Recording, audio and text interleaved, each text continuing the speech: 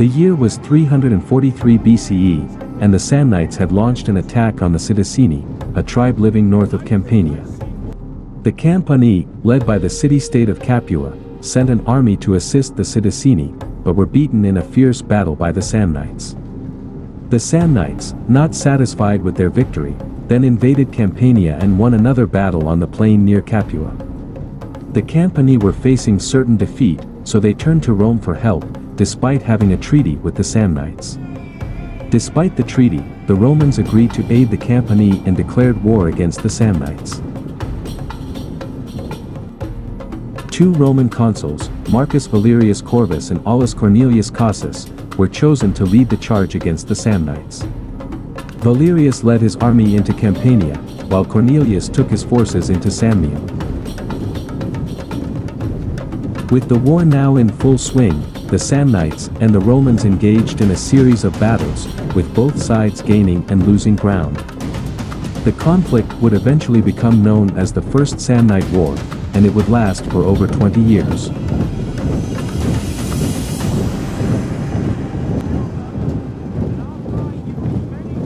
After camping his army at Mount Gaurus, Valerius was ready for battle with the Samnites who had moved into Campania, believing it to be the main theater of war.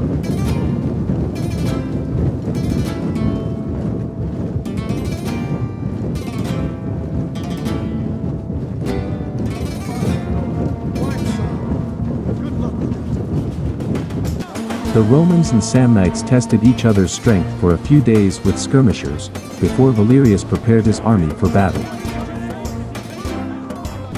The two armies clashed and the battle raged on for some time.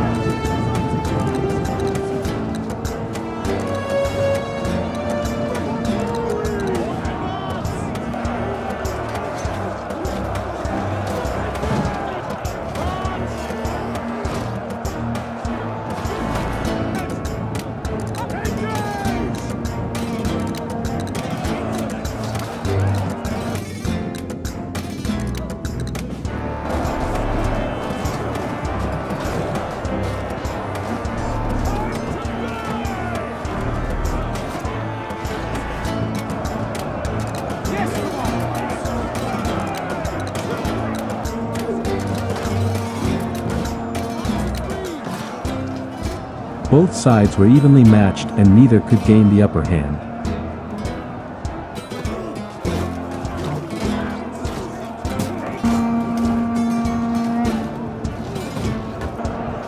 Even after taking dreadful losses, the Samnite lines did not break.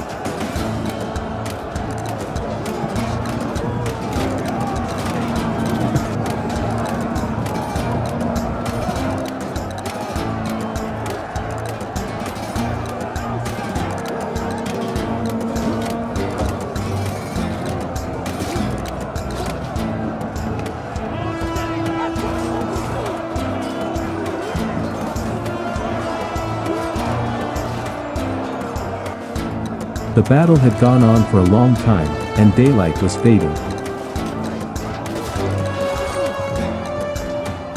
The Romans, weary but fueled by rage and disappointment, made one last mad attack.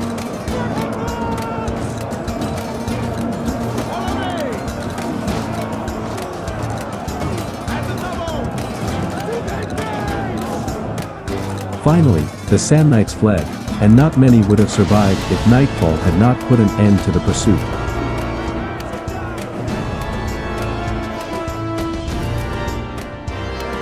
The Samnites had invaded Campania, but the Romans had stood their ground and emerged victorious, thanks to Valerius's leadership and the bravery of the Roman soldiers. As the Roman army celebrated their victory at the Battle of Mount Gaurus, they knew that their war with the Samnites was far from over. The Samnites had been humiliated in their defeat, but they were not the type of people to give up easily. The Romans were aware that they would face the Samnites again on the battlefield and they needed to be prepared for whatever the Samnites had in store for them. In the following weeks, the Roman army made preparations for their next encounter with the Samnites. They knew that they would have to face a formidable enemy who would be eager to avenge their defeat.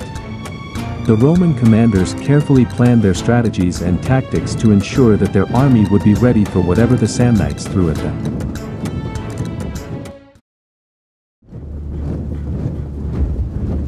After the Roman victory at the Battle of Mount Gaurus, Valerius fortified his position in Campania. Meanwhile, the other Roman consul, Aulus Cornelius Cassus, was preparing to advance from Siticula.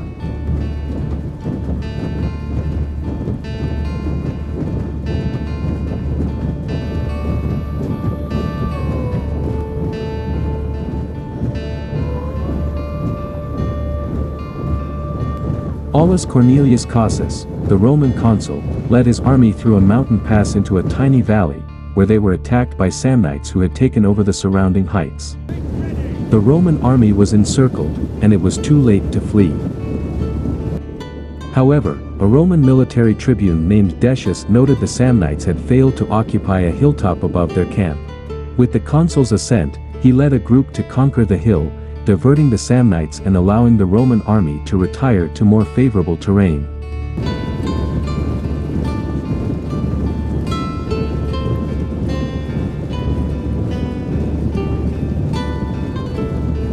The Samnites then surrounded the hilltop, focusing their attention on Decius and his soldiers.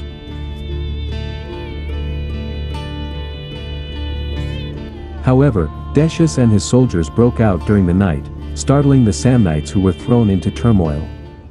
The following morning, the Roman army assaulted and scattered the Samnites, killing all 30,000 who had escaped inside their camp.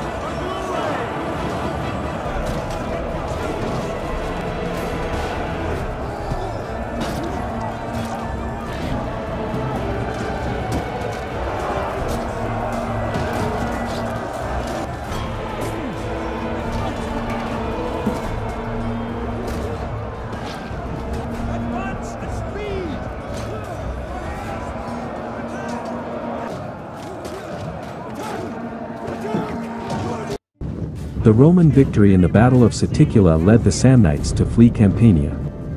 The Romans were able to consolidate their power and expand their influence in the region. The victory also gained Decius considerable honor and respect, as he was hailed by the consul and the Roman army for his bravery and strategic ability. Decius received a golden chaplet, 100 cattle, and 1 white bull with gilded horns. Stand up straight! You are warriors, not sacks of blood! Double rations, 1 ox, and 2 tunics were also awarded to the Roman troops who had accompanied Decius. The battle is notable because it represented a substantial Roman victory against the Samnites. It also illustrated the value of strategic preparation and tactical leadership in combat.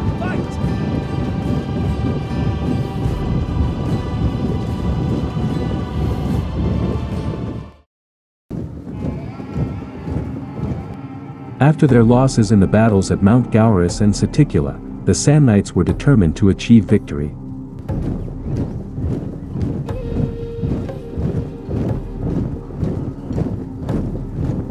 They gathered their entire army and marched toward Suessula, a city strategically located between the territories of the Romans and the Samnites.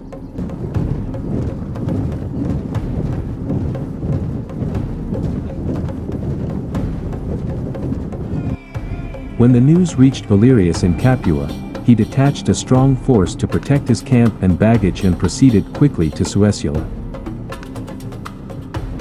Since he had not brought any baggage or camp followers, his camp was much smaller than usual. The Samnites, believing there would soon be a battle, formed battle lines and marched towards the Roman camp.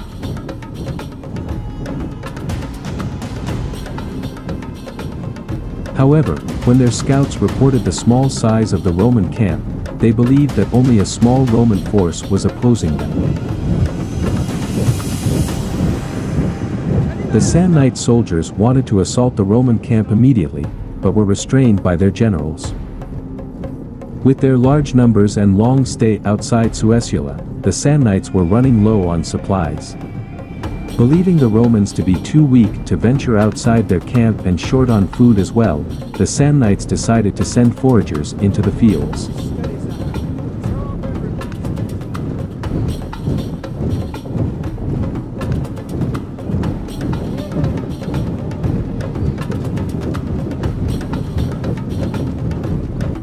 Seeing the scattered Samnites in their weakly held camp, Valerius led his men in an attack on the Samnite camp, which was captured in the first assault.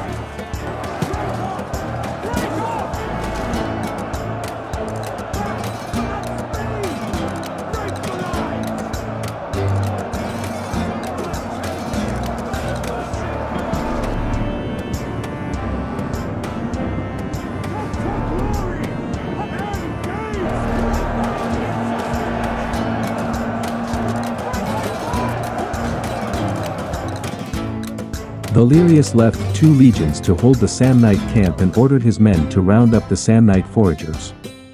The scattered Samnites were either killed or fled in fear.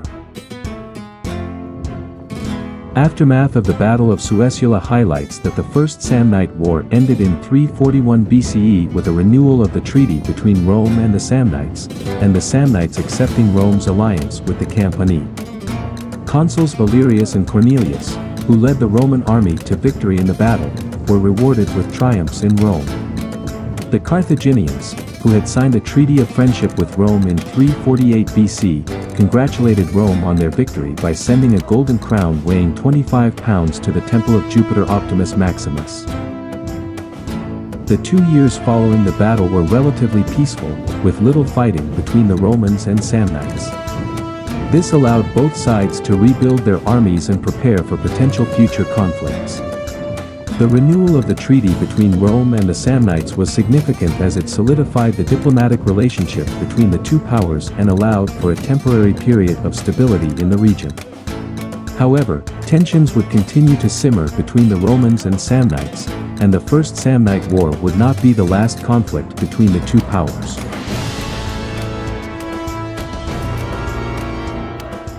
On this channel, we are putting together narrative historical cinematic battles. Make sure to subscribe and thank you for watching. See you on the next one.